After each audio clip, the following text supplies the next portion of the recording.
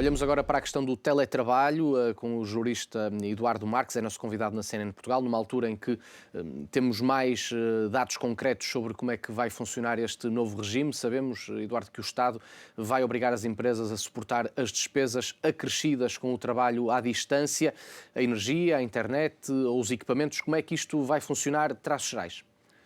Bom, temos que recordar a alteração legislativa que ocorreu em janeiro de 2022. Portanto, desde janeiro de 2022 que as entidades empregadoras devem suportar as despesas acrescidas resultantes da prestação de trabalho em teletrabalho. Exatamente.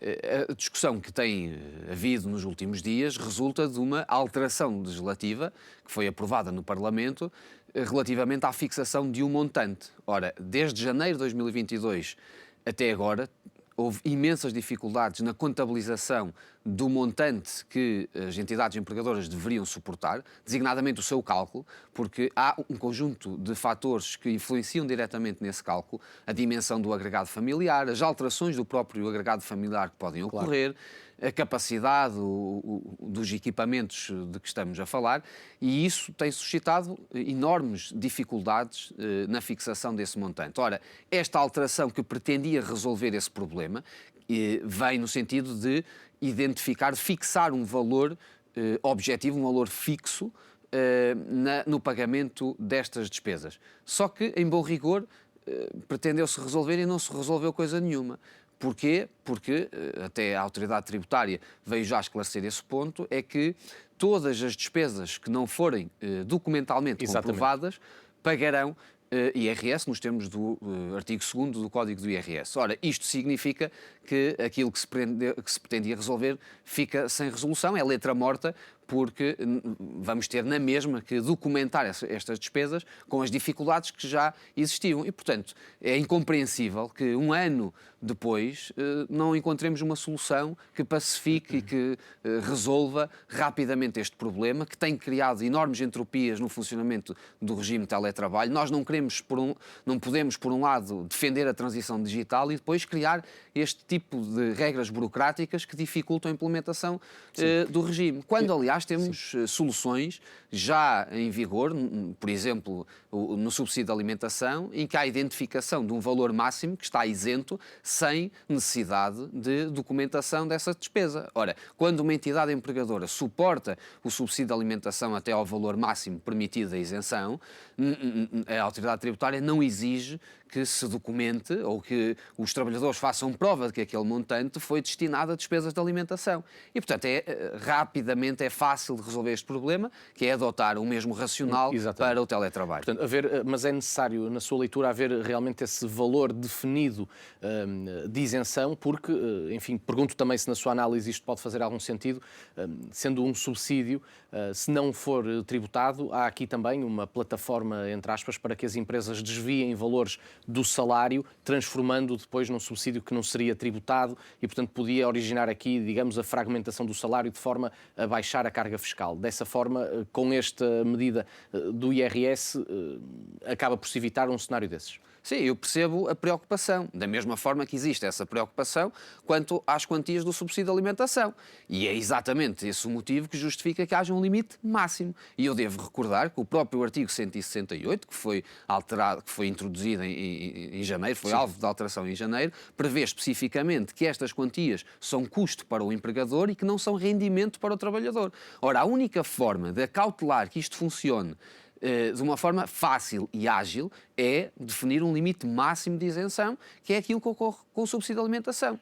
A preocupação nós todos percebemos porque é que ela existe, porque, como disse muito bem, pode existir aqui algum desvio. A tentação, claro. E, portanto, um aproveitamento destas quantias para pagar aquilo que é salário dentro desta rúbrica, mas, conforme está, é que não funciona de certeza e, das duas, uma, ou as pessoas abandonam o teletrabalho ou criam aqui situações de risco que mais tarde podem gerar um contencioso tributário que eu julgo que todos pretendemos evitar.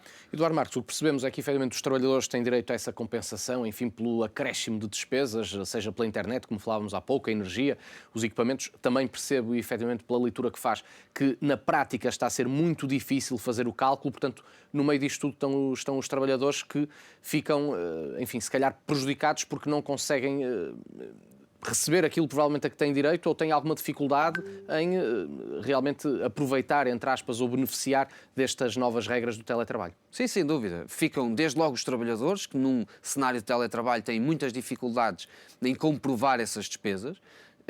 Ficam também os empregadores, de alguma forma, sem garantias de que aquilo que estão a pagar estará ou não correto e, portanto, podem Que há ficar realmente um sujeitos acréscimo de despesas por a parte um do crivo trabalhador. ajusante da autoridade tributária que poderá gerar o tal contencioso que eu há pouco referia, e fica a comunidade, fica a sociedade toda também privada de um instrumento que, como todos já identificámos desde a pandemia, é muito útil naquilo que é a gestão cotidiana das empresas, do mundo do trabalho, e é indiscutível que esse é o caminho. Por isso é que todos falamos desta transição digital, da introdução das ferramentas informáticas, de conseguirmos tornar-nos mais produtivos e, portanto, é sem dúvida o caminho que nós temos que fazer. E cabe, naturalmente, ao Estado, ao Governo em particular, encontrar soluções que facilitem, que tornem mais rápido, claro, mais fácil, mais confortável as empresas encontrarem uma forma de custear estas despesas, e eu julgo, como disse, que o racional de um subsídio de alimentação é a única forma de encontrarmos esse objetivo. Eduardo, só em 30 segundos para os nossos telespectadores também perceberem, por exemplo, a apresentação de uma fatura. Nesse caso, a empresa pode liquidar, enfim, esse valor. Seria um caso mais simples. Muitas vezes o que acontece é que nem sempre o trabalhador tem algum documento que comprove esse acréscimo de despesas. É assim? Sim, naturalmente que aquilo que a autoridade tributária vem exigindo são as faturas que suportam essas despesas. Ou seja, aquilo que deve ocorrer é os trabalhadores apresentarem à entidade empregadora essas faturas, com comparação, e agora esta é uma novidade desta alteração, a comparação faz das despesas que ocorriam no mês anterior ao início do teletrabalho. E, portanto, devem apresentar às entidades empregadoras essas faturas para se calcular o acréscimo dessas despesas. Só que eu volto a dizer, esse acréscimo pode não resultar diretamente do teletrabalho daquele trabalhador em concreto, porque podemos estar a falar de um agregado familiar que tenha 2 ou mais pessoas em regime de teletrabalho, ou que a determinada altura deixem de estar. E, portanto, isto é uma realidade dinâmica e daí ser muito difícil fazer o as entidades empregadoras terem a garantia de que aquilo que estão a pagar dentro desta isenção, porque estão documentadas, sejam efetivamente despesas que não mereçam tributação. Muito obrigado, Eduardo Marques, pela análise a esta complexa situação do teletrabalho em Portugal.